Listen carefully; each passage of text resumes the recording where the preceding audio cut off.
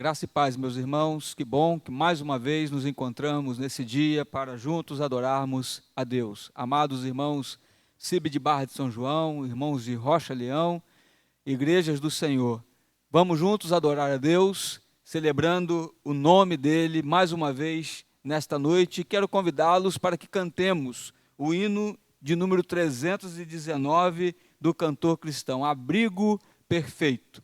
E você esteja desde já pedindo ao Senhor que fale ao seu coração. Esteja atento à voz do Santo Espírito de Deus mais uma vez nesta noite. Juntos, louvemos ao Senhor.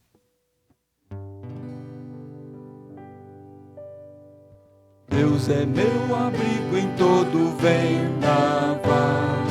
Nele tenho, pois, toda a proteção. Vivo confiando em seu poder real, sem qualquer perturbação. Deus me guiará, guiará, sim, Deus me guiará. Deus me guardará, oh meu Deus me guardará. Os perigos que me cercam muitos são, fortes tentações assaltar-me vêm, postes infernais formadas sempre estão, combatendo todo o bem. Deus me guiará, guiará, sim, Deus me guiará. Deus me guardará,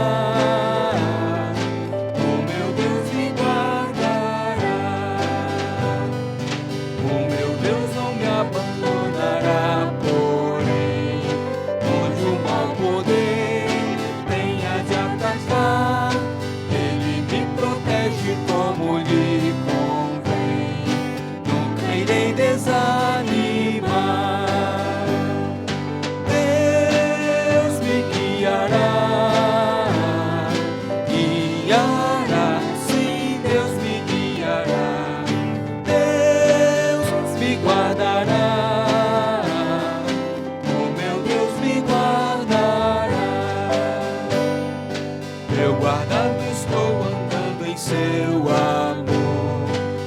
abrigado em seu divinal poder, se prossigo vitorioso sem pavor, por não ter o que temer.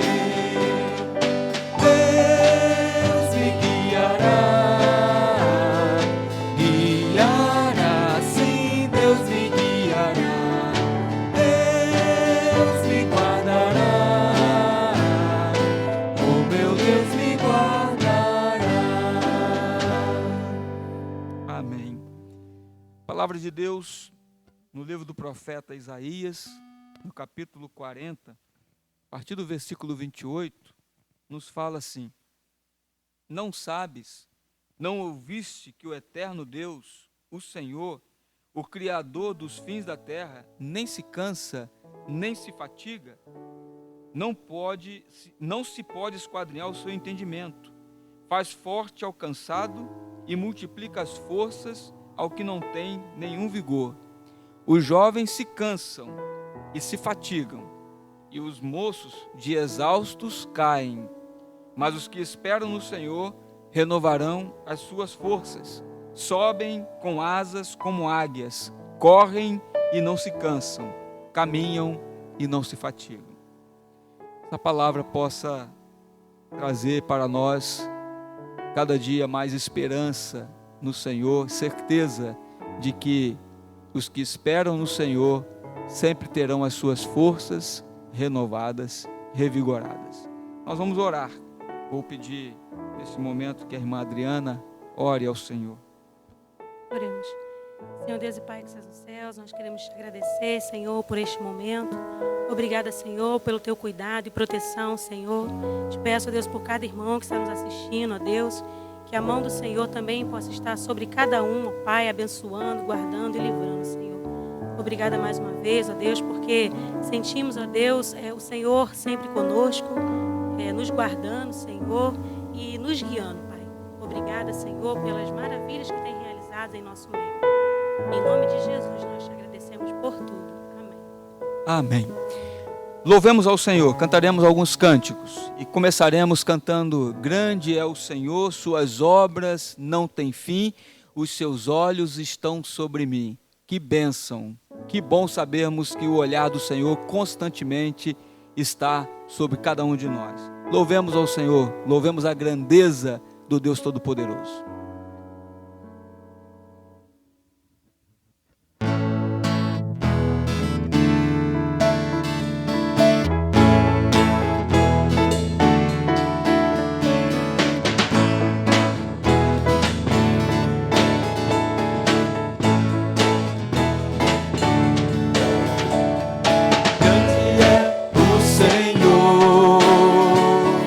Grande é o Senhor.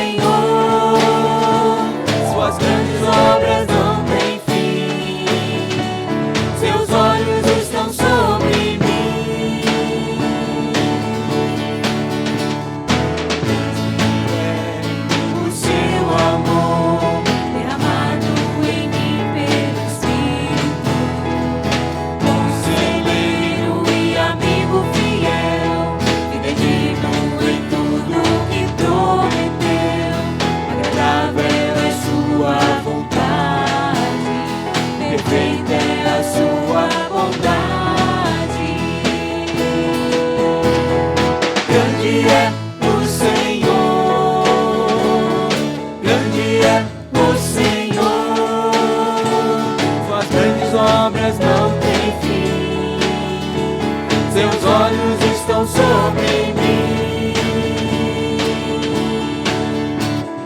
Grande é o Senhor. Que bênção! Como é bom sabermos da soberania, da grandeza e majestade do nosso Deus. Ele cuida de mim, às sombras das suas asas. A palavra de Deus diz que aquele que habita no esconderijo do Altíssimo, à sombra do Onipotente descansará. Louvaremos ao Senhor com essa canção. Deus cuida de mim.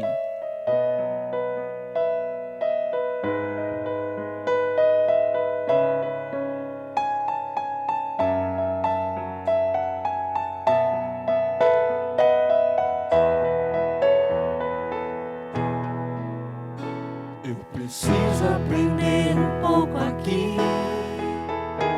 Eu preciso aprender um pouco ali. Eu preciso aprender mais de Deus, porque Ele é quem cuida de mim. Se uma porta se fecha aqui, outras portas se abrem ali. Eu preciso aprender mais de Deus, porque Ele é quem cuida de mim. Deus cuida de mim. Deus cuida de mim. Na sombra das suas asas, Deus cuida de mim. Eu amo a sua casa. Sozinho, não estou sozinho, pois sei, Deus cuida de mim, Deus cuida de mim, na sombra das suas asas, Deus cuida de mim, eu amo a sua casa, e não ando sozinho. Sozinho, pois sei, Deus cuida de mim. Se na vida não tem direção, é preciso tomar decisão. Eu sei que existe alguém que me ama, Ele quer me dar a mão. Se uma porta se fecha aqui, outras portas se abrem ali. Eu preciso aprender mais de Deus, porque Ele é quem cuida de mim. Deus cuida de mim. Deus cuida de mim. Na sombra das suas asas, Deus cuida de mim. Eu amo a sua casa e não ando sozinho, não estou sozinho, pois sei, Deus cuida de mim. Deus cuida de mim. Na sombra das suas asas, Deus cuida de mim. Eu amo a sua casa e não ando sozinho, não estou sozinho, pois sei, Deus cuida de mim.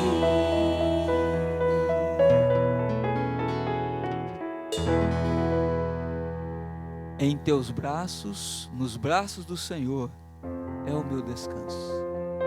Essa é a nova mensagem que cantaremos, nessa certeza, nessa experiência que podemos ter de descansar, saber que somos guardados, amparados no braço do Senhor.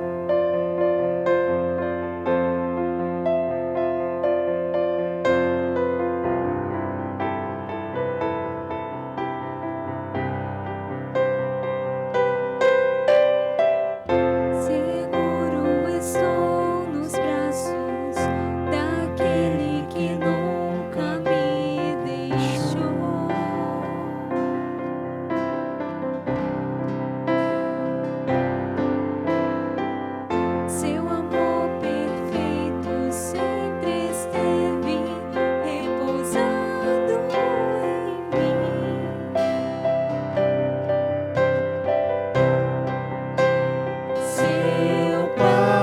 passar pelo vale,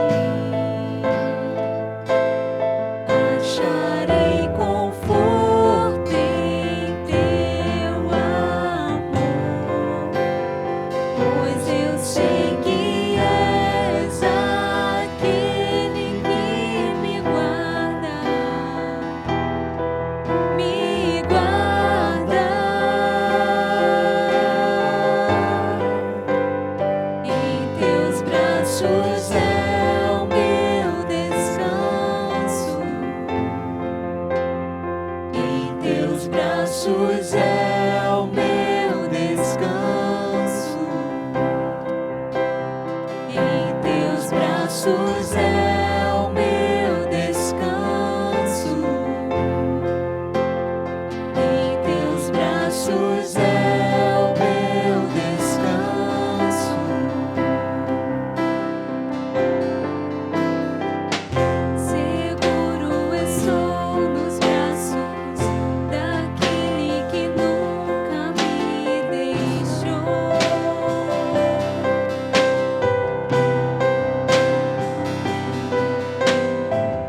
Seu amor perfeito sempre esteve repousado em mim. e se eu passar pelo vale, Se eu passar pelo vale, acharei conforto em teu amor, pois eu sei que és aquele que me guarda, me guarda. Em teus braços é o meu descanso. Em teus braços é o meu descanso. Em teus braços é o meu descanso. Em teus braços é o meu descanso.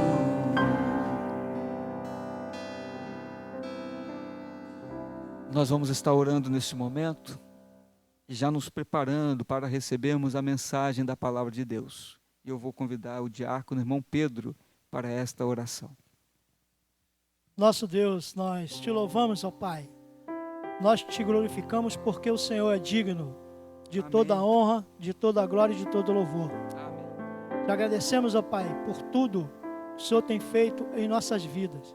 E eu te peço também, ó Pai, em nome de Jesus, guarda, Pai, todos nós, Pai, desse vírus que está assolando a nossa nação. Ó Deus. O Senhor esteja jogando por terra em nome de Jesus. Toma nossas vidas em suas mãos, porque nossas vidas te pertencem, Deus. Amém. Toma, Pai, o pregador desta noite em tuas mãos, em nome de Jesus. Amém. Amém.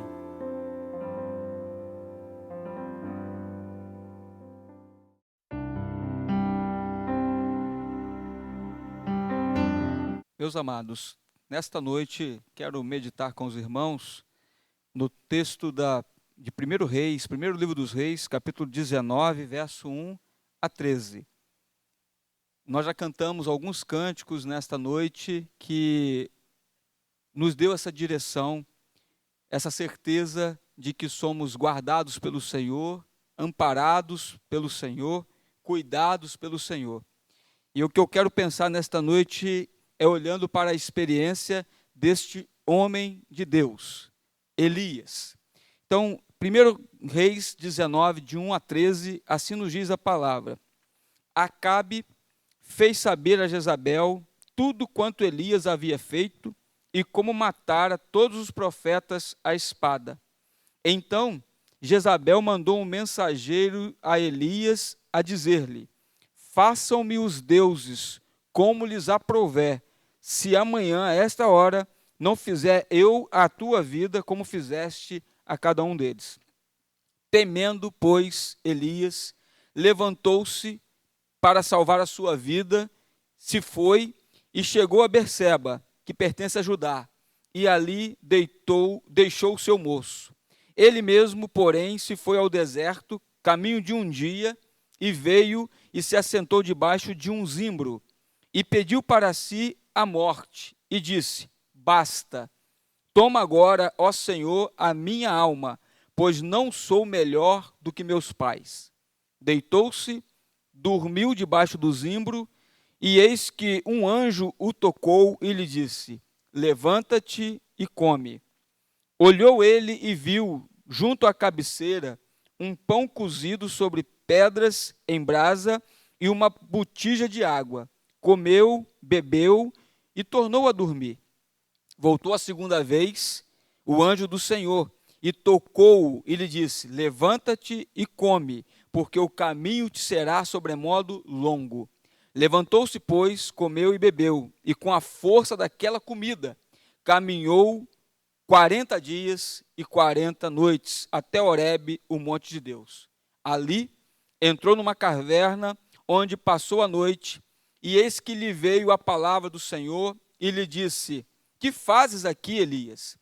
Ele respondeu: tenho sido zeloso pelo Senhor, Deus dos exércitos, porque os filhos de Israel deixaram a tua aliança, derribaram os teus altares e mataram os teus profetas à espada, e eu fiquei só, e procuram tirar-me a vida.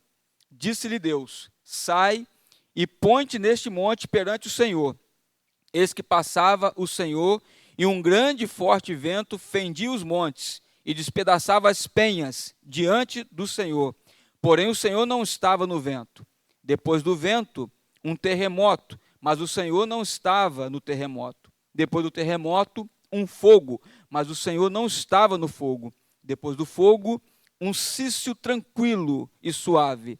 Ouvindo-o, Elias envolveu o rosto no seu manto e, saindo, pôs-se à entrada da caverna. E eis que lhe veio uma voz e lhe disse: que fazes aqui, Elias? O Deus que não desampara. É esse o tema que eu quero pensar com os irmãos nesta noite. E eu quero apropriar-me desta história, da história de um homem de Deus, de um dos maiores profetas do Velho Testamento, cujo nome significa: o Senhor é o meu Deus. Elias é muito conhecido, ele é famoso na história bíblica, ele é famoso pela sua ousadia, ele enfrentou no seu tempo o sistema do governo corrompido, ele enfrentou os reis Acabe, Acasias, que foram reis em Israel. Os milagres acompanharam a vida de Elias, os milagres cercaram Elias, e isso lhe trouxe o mais vívido aspecto de destaque na sua vida. Logo, na sua primeira aparição, Elias se apresenta ao rei Acabe e anuncia cerca de 3 anos. Elias chega para Acabe e diz assim: olha, tão certo como vive o Senhor, Deus de Israel, perante cuja face estou, não haverá nem orvalho, nem chuva nesses dias em Israel, senão segundo a minha palavra.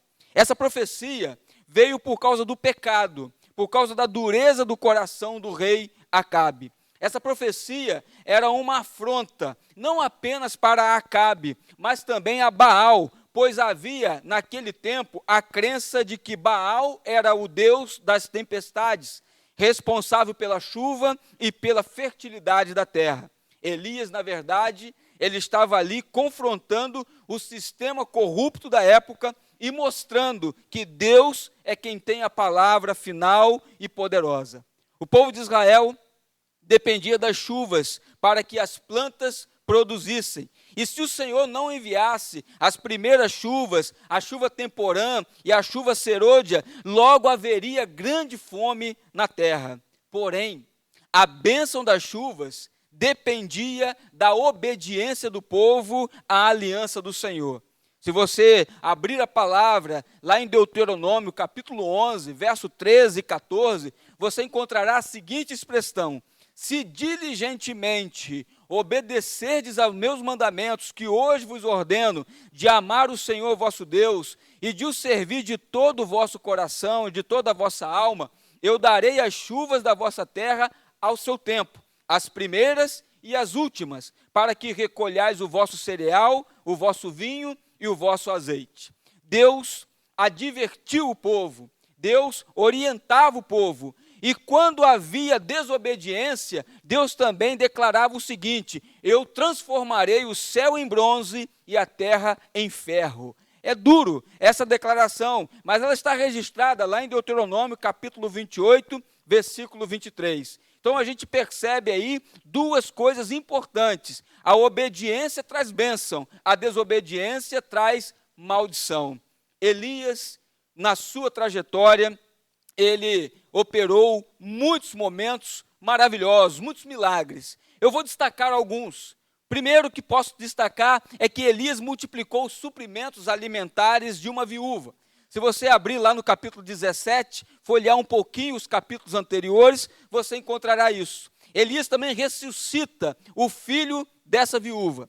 Aí vem o capítulo 18. No capítulo 18 a gente encontra um novo momento. 3 anos após Elias ter anunciado a seca, Deus agora fala com Elias trazendo uma nova mensagem. E diz para Elias apresentar-se a Acabe e anunciar agora que a chuva viria sobre a terra. 3 anos antes, disse Deus que nem orvalho, nem chuva haveria. Agora, Deus está dizendo: darei chuva sobre a terra. Elias estava sendo procurado por Acabe desde o período que ele fez essa declaração. Então, durante todo esse período, Acabe estava a perseguir, a buscar onde estava Elias. Mas agora, Elias, ele mesmo, o profeta, ele apresenta-se ao rei Acabe e ali acontece um grande milagre. Acontece um momento de libertação e também acontece a oportunidade de mudança, de tomada de decisão por parte do povo. Se você olhar o capítulo 18, versículo 21, você vai encontrar justamente essa designação, esta colocação, onde o povo deveria escolher entre Deus e Baal. Então, Elias, ele desafiou Acabe, convidando-o para subir ao Monte Carmelo, juntamente com todos os profetas de Baal e de Azerá. E ali, um grande grupo, uma grande multidão, muitas pessoas se reuniram para ver os 850 profetas idólatras com o rei e um imponente altar de Baal, contra apenas um profeta, o profeta do Senhor. E olha, se por um lado havia um altar imponente, do outro estava um simples profeta de Deus e um altar em ruínas ao seu lado. Ali, eles iriam clamar, cada um ao seu Deus. Acabe, juntamente com os profetas, clamariam por Baal. Porém, se até o meio-dia Baal não respondesse, seria a vez de Elias clamar por Deus, pelo Deus Jeová. E o Deus que respondesse com fogo seria então declarado o verdadeiro Deus, reconhecido o verdadeiro Deus. Os profetas de Baal, então, o que fizeram? Clamaram, gritaram, fizeram todos os rituais sagrados, cumpriram tudo o que precisava fazer durante todo o período da manhã. Porém, não tiveram nenhuma resposta. Ao meio-dia, diante daquele cenário, Elias zombou deles e começou a dizer: talvez Baal esteja dormindo, ou talvez Baal esteja meditando, ou esteja ocupado, ou quem sabe ele está viajando. Aproximadamente às 15 horas, que era o horário do sacrifício da tarde em Jerusalém, Elias toma a frente no confronto, assume o seu papel de profeta, repara aquele altar que estava em ruína, ele repara o altar do Senhor e toma 12 pedras, joga 12 cântaros de água sobre o altar e orou ao Senhor para que ele respondesse com fogo. Deus respondeu com fogo. Deus consumiu o holocausto, a lenha, as pedras, a água, o que vendo todo o povo, caíram prostrados, gritando: só o Senhor é Deus, só o Senhor é Deus. Que momento extraordinário que aquelas pessoas ali puderam visualizar e também reconhecer a grandeza, a soberania e o poder de Deus. E, consequentemente, na sequência dos fatos, imediatamente o povo partiu em direção em combate a todos os profetas de Baal que foram mortos. Quando Jezabel soube disso, aí entra o capítulo 19, né? Quando Jezabel soube que Elias havia matado os profetas de Baal e que o povo havia voltado a adorar a Deus, ao Deus Jeová, o coração dela encheu-se de fúria e Elias teve que fugir para não ser morto. Elias fugiu para Judá e ali ele se deitou e dormiu debaixo de um zimbro, como está escrito, ou, em outras versões, debaixo de um pé de giesta. Mas por que eu estou contando toda essa história? Para relatar a trajetória vitoriosa do profeta, sim, mas também para mostrar a sua humanidade, a sua luta, a dificuldade que ele também vivenciou nos seus dias. Começa então aqui um novo capítulo, um novo momento na vida de Elias. E o capítulo 19, que fiz destaque no início, ele nos dá conta que o profeta agora está cansado, agora está desanimado, agora está depressivo. Como você lembra a leitura, o profeta pede a morte. Ele está desistindo de tudo. E aí, eu comecei a pensar nesse texto e também perceber que esta talvez seja a sensação que está assolando e atormentando muita gente. Mas como eu intitulei essa reflexão, Deus não nos desampara. E é isso que eu gostaria que você tratasse nesta noite na sua mente e no seu coração. Deus não nos desampara. Na verdade, nós estamos vivendo um tempo muito difícil. Isso tem sido falado em vários momentos do nosso dia a dia, nos últimos 2 meses. Estamos vivendo um tempo complicado em nossa história. Nunca imaginávamos passar por tal fase.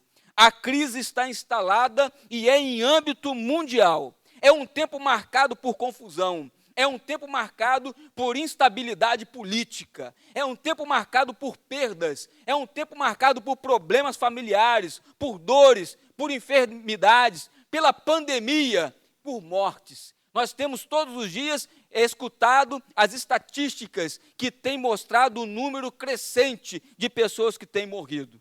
Mas eu gostaria de encorajá-lo. Eu gostaria de chamar a sua atenção e encorajá-lo a prosseguir, não potencializando a crise, mas celebrando o até aqui nos ajudou o Senhor.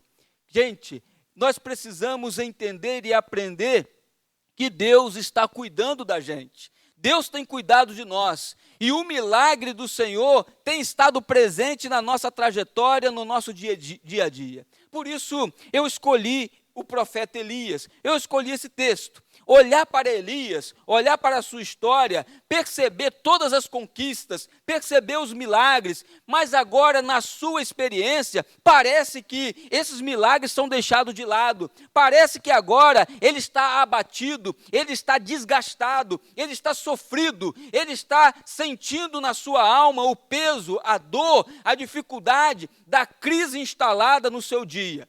Mas é justamente aqui que eu quero destacar, porque é justamente aqui que o Senhor se apresenta. Aliás, o Senhor, ele vai trabalhando em nossa vida no contexto da nossa história. Parece, quando tudo vai bem, nós não percebemos a ação de Deus. Agora, quando tudo parece depor de forma contrária, nós podemos perceber a presença do Senhor, o cuidado do Senhor, a provisão do Senhor. E aqui então, a partir daqui, eu quero fazer alguns destaques nessa trajetória de Elias. Deus mandou Elias para Querite.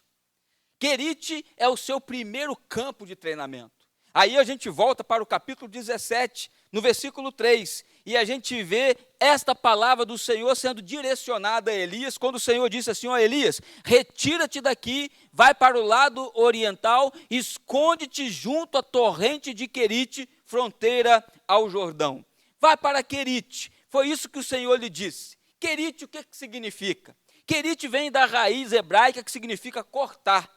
Elias começa agora a ser trabalhado pelo Senhor numa nova trajetória, numa nova experiência, num novo momento da sua vida.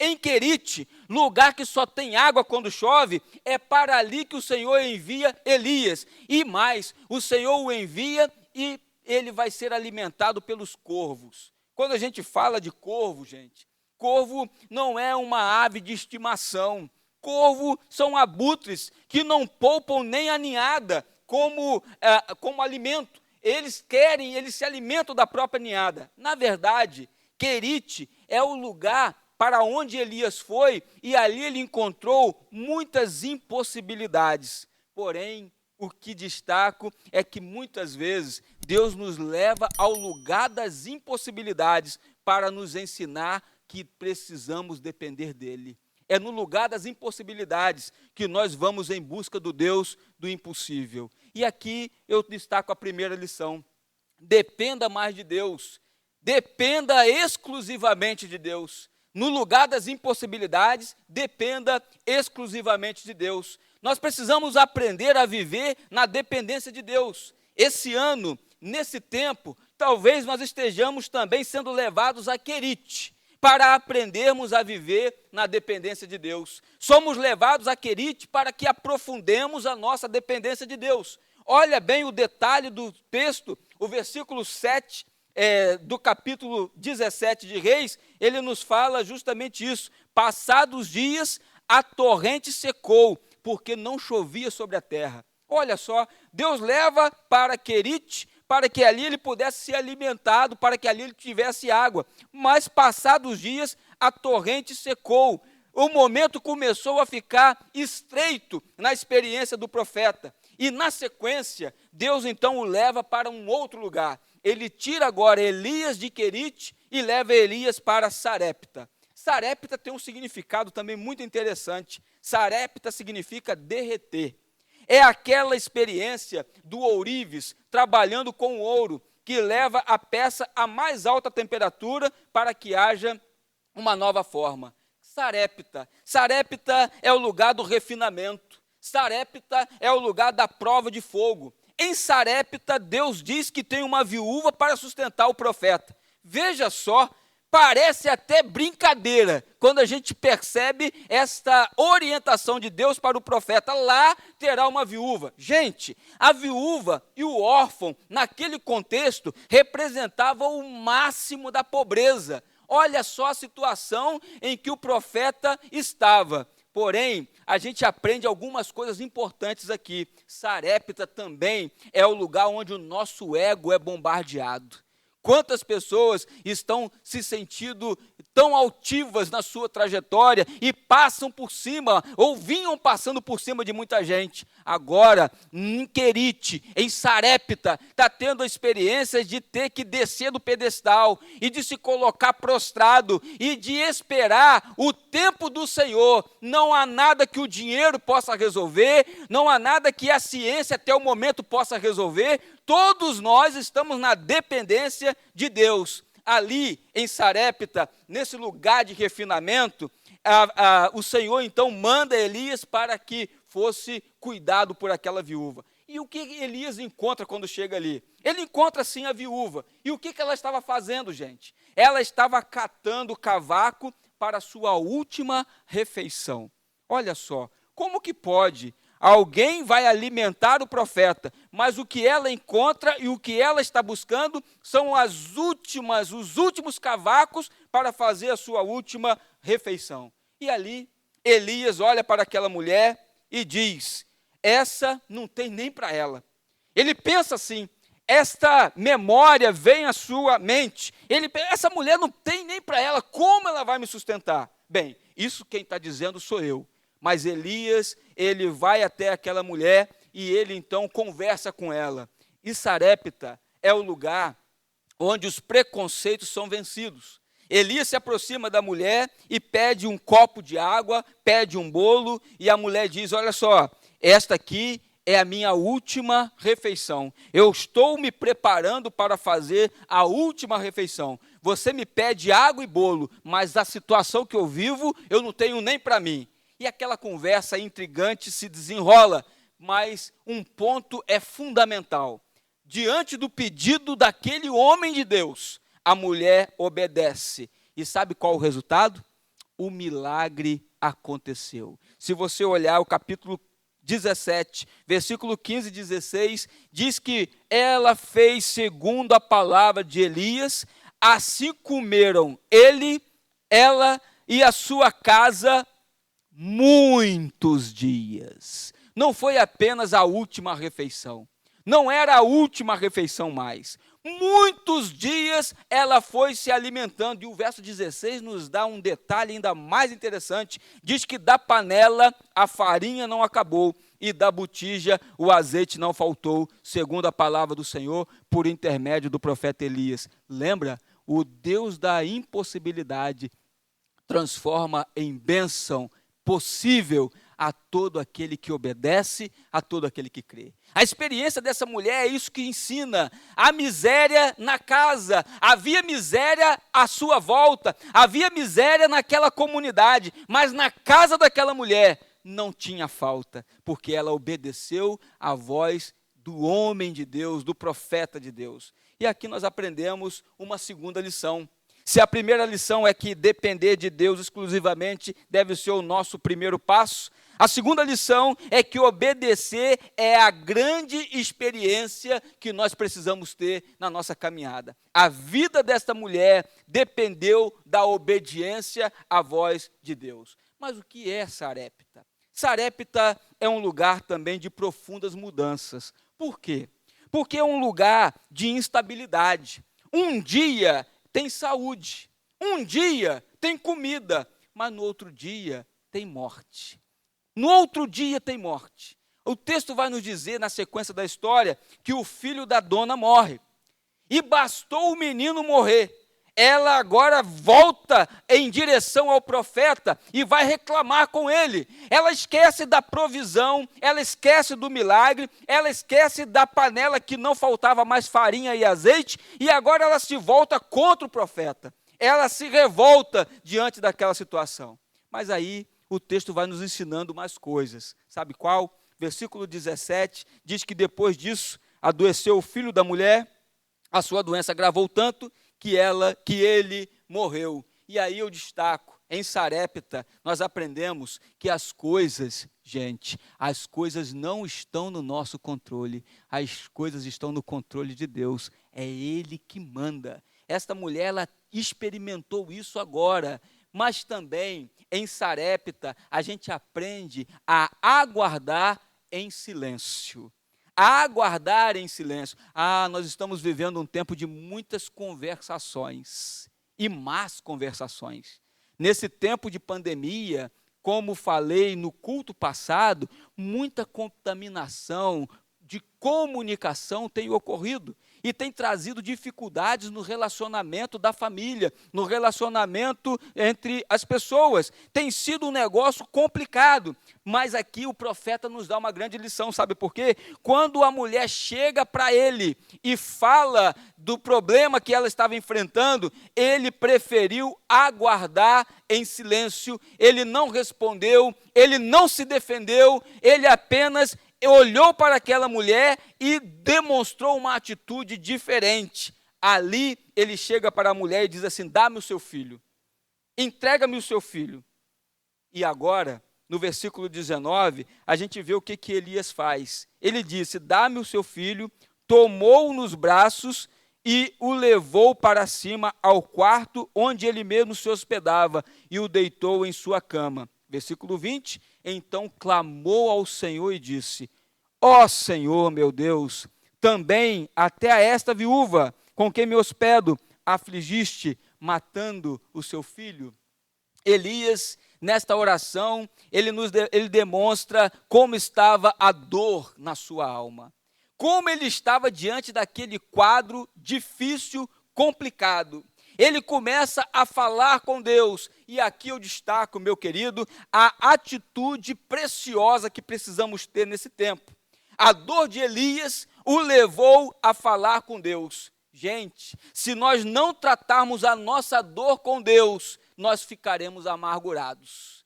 Se nós não tratarmos da nossa alma com o Senhor, nós sofreremos e poderemos chegar até a morte. A oração foi o que Elias recorreu. ele foi à oração, ele foi aos pés do Senhor, e aqui a gente aprende e percebe o milagre acontecendo, porque a oração traz vida onde há morte. Elias pede algo que ele nunca tinha visto. Versículo 20, ele clama ao Senhor e ele pede pela ressurreição daquele menino. Ele nunca tinha visto isso acontecer, mas a sua oração foi eficaz, o milagre aconteceu e o menino ressuscitou. E aí eu destaco Sarepta. Sarepta é um lugar de coisas inéditas, de ação inédita de Deus na vida da gente. Elias orou, o menino ressuscitou. Sabe o que vale destacar, meus amados? Os impossíveis para nós continua sendo possibilidade para Deus. Sarepta, lugar de coisas inéditas, lugar de coisas novas. Nós não conhecemos, mas podemos confiar, porque o Senhor não nos desampara. E é isso que eu quero deixar com o amado nesta noite. E aqui eu já estou caminhando para a nossa conclusão e quero fazer alguns destaques dentro desse tema. O Senhor não desampara. Por quê? Porque o Senhor é aquele que no deserto da nossa vida, Ele prepara um pé de giesta para sentarmos embaixo dele. Volto ao capítulo 19, onde iniciei. E lá nos mostra que o profeta chega desanimado, entristecido, sofrendo, pedindo basta, desistindo de tudo e até dizendo assim, eu prefiro morrer. Mas o Senhor prepara um pé de giesta para que ele pudesse ali descansar debaixo daquela sombra. O que é giesta? Giesta é um arbusto com lindas e aromáticas flores e tem um significado. Eu procurei ver o significado desta palavra giesta, desta árvore, desse arbusto, e eu encontrei, giesta significa preferência e renovação. Que coisa maravilhosa! É justamente esta árvore, é este arbusto que o Senhor preparou para começar a tratar com o profeta, a trabalhar com a sua alma e dizer, olha, querido, eu estou aqui para renovar as suas forças. Elias estava cansado, ele pediu a morte, mas o Senhor prontamente cuidou dele e passou a renovar as suas forças. Cantamos nessa noite, Deus cuida de mim à sombra das suas asas. Se uma porta se fecha aqui, outra se abre ali. E a palavra diz de forma muito profunda que a porta que Deus abre, ninguém pode fechar. Sarepta era lugar de coisas inéditas, lugar de coisas novas, não conhecidas, mas vale confiar, porque Deus não nos desampara. Outra coisa que acontece lá em Sarepta, o anjo do Senhor acampa ao redor do profeta. Salmo 34, verso 8, muito citado por nós, diz que o anjo do Senhor acampa ao redor daqueles que o temem e livra. 1 Reis aqui 19, verso 5, diz que deitou e dormiu, e eis que um anjo o tocou e lhe disse, levanta-te e come. Olha só, o Espírito Santo, meu amado, nos acompanha todos os dias. Essa é a promessa deixada por Jesus, eu estarei convosco todos os dias. E pode estar certo, o Senhor está contigo, o Senhor está na sua história, o Senhor quer fazer parte da sua caminhada, o Senhor prepara também renovo, prepara restauração, prepara fortaleza para a sua vida nesse tempo. Destaco que Sarepta, o lugar de coisas inéditas, lugar onde nós não conhecemos, mas vale confiar, porque o Senhor não nos desampara. Por quê? Porque o Senhor é a providência em meio ao deserto. O versículo 6 diz, olhou e viu junto à cabeceira um pão cozido sobre pedras em brasa e uma botija de água. Comeu, bebeu e tornou a dormir. Deus preparou, o anjo do Senhor foi a providência, o anjo do Senhor chegou ali ao lado do profeta e preparou o pão, preparou a água e alimentou o profeta de forma tão bela, tão preciosa, tão oportuna.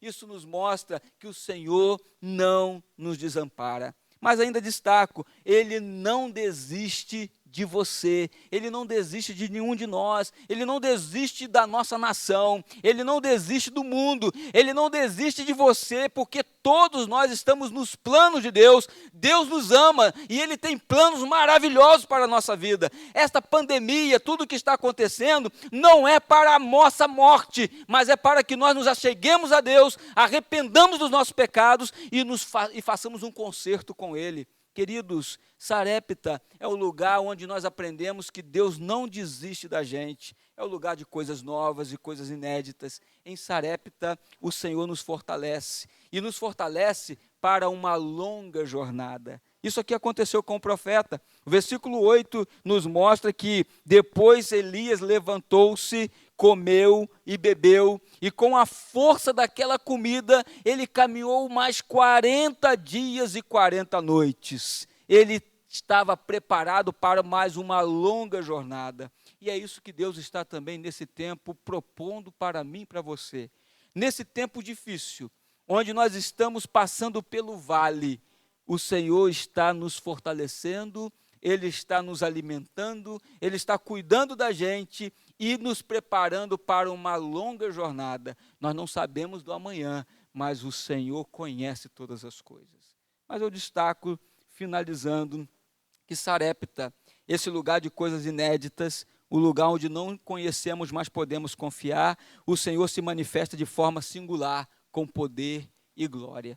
Se você olhar os versículos 11 a 13, você vai perceber como que Deus agiu. Deus não estava no vento, Deus não estava no terremoto, mas Deus estava numa brisa suave que passou naquele lugar. É o vento do Espírito de Deus passando naquele lugar, na vida do profeta. E eu quero dizer, querido, o seguinte: esteja atento à voz do Espírito do Senhor nesse tempo. Não dê ouvidos às muitas vozes que têm se levantado e têm trazido tanta confusão. Ouça a voz do Senhor, ouça a voz do Espírito de Deus, ouça a palavra do Senhor. Sarepta, lugar de coisas inéditas, novas. Nós não conhecemos. Deus não nos desampara. Confie. Elias, ele fez uma colocação e disse assim: eu estou sozinho. Eu estou sozinho. Aí o Senhor fala assim: não, Elias. Versículo 18 do capítulo 19, Deus fala assim: conservei em Israel 7.000, todos os joelhos que não se dobraram diante de Baal, e toda a boca que não o beijou.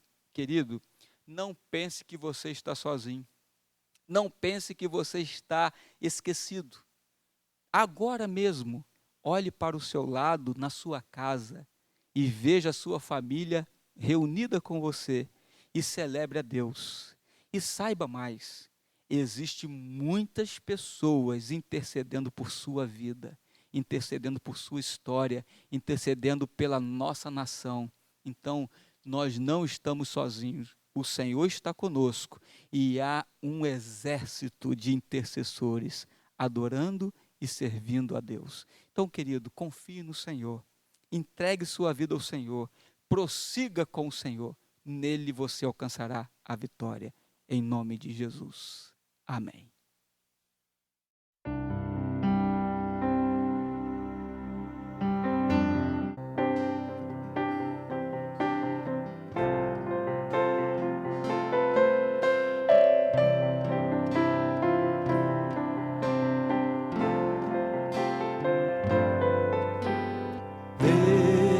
Não rejeita a oração, oração é alimento.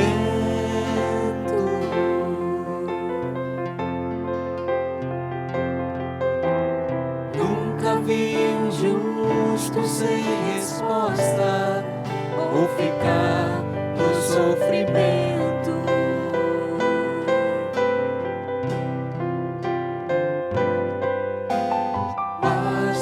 Somente esperar o que Deus irá fazer.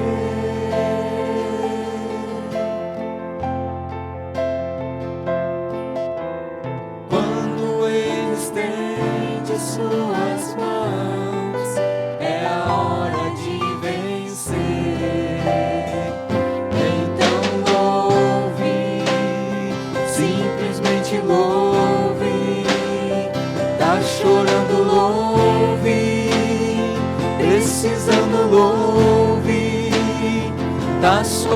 louve, não importa, louve, seu louvor invade o céu.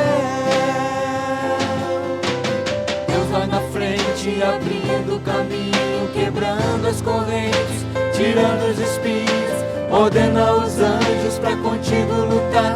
Ele abre as portas pra ninguém mais fechar. Ele trabalha pra quem nele confia, caminha contigo de noite ou de dia. Erga suas mãos, sua bênção chegou. Comece a cantar com muito louvor, com muito louvor, com muito louvor, com muito louvor.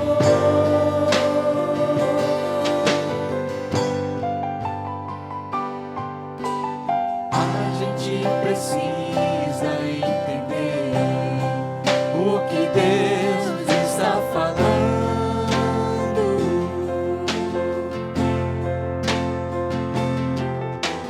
Quando Ele fica em silêncio, é porque está trabalhando.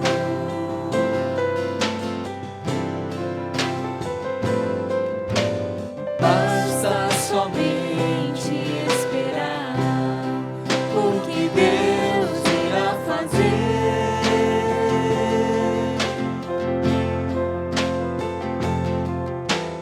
Quando Ele estende suas mãos, é a hora de vencer. Então louve, simplesmente louve. Tá chorando, louve. Tá precisando, louve. Tá sofrendo, louve. Não importa, louve. Seu louvor invade o céu. Deus vai na frente, abrindo os caminhos, quebrando as correntes, tirando os espinhos, ordena os anjos pra contigo lutar. Ele abre as portas pra ninguém mais fechar. Ele trabalha pra quem nele confia, caminha contigo de noite ou de dia. Pega suas mãos, sua bênção chegou. Comece a cantar com muito louvor, com muito louvor, com muito louvor, com muito louvor, com muito louvor, com muito louvor, com muito louvor, com muito louvor,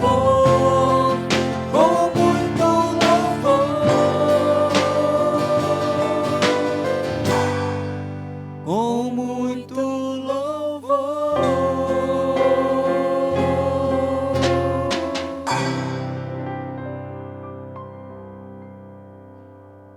Assim encerramos o culto desta noite, desejando que você tenha sido abençoado no dia de hoje, tanto pela manhã como agora, que a mensagem do Senhor possa estar falando ao seu coração, que você possa guardar a palavra de Deus e viver a palavra de Deus. Deus abençoe a sua família, a sua casa, a sua semana.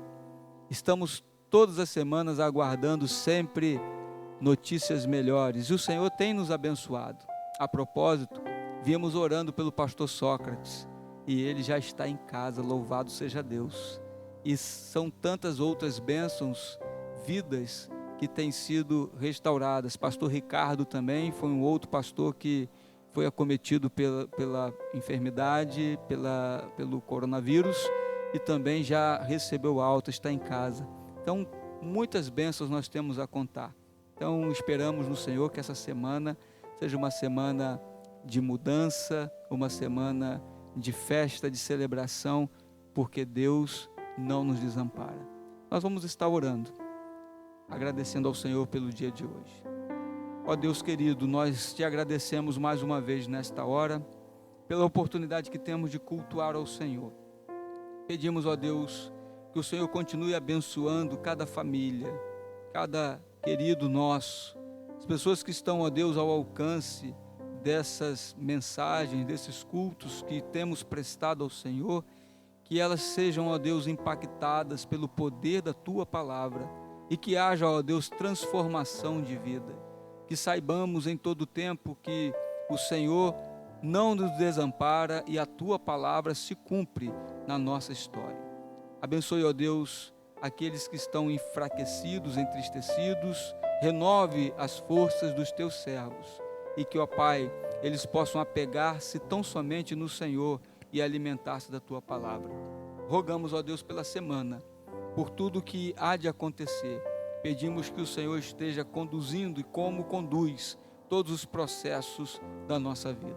Oramos rogando que a graça bendita do nosso Senhor Jesus Cristo, que o amor de Deus, o nosso eterno e bendito Pai, e que a comunhão do Santo Espírito de Deus esteja conosco e permaneça para sempre. E assim declaramos amém. Amados, nós mais uma vez pedimos, não se esqueça, inscreva no nosso canal, curta, não apenas veja o nosso culto, o vídeo, mas curta também, porque isso nos ajuda, e divulgue para os seus amigos, para que eles possam também ser alcançados pela bendita palavra de Deus.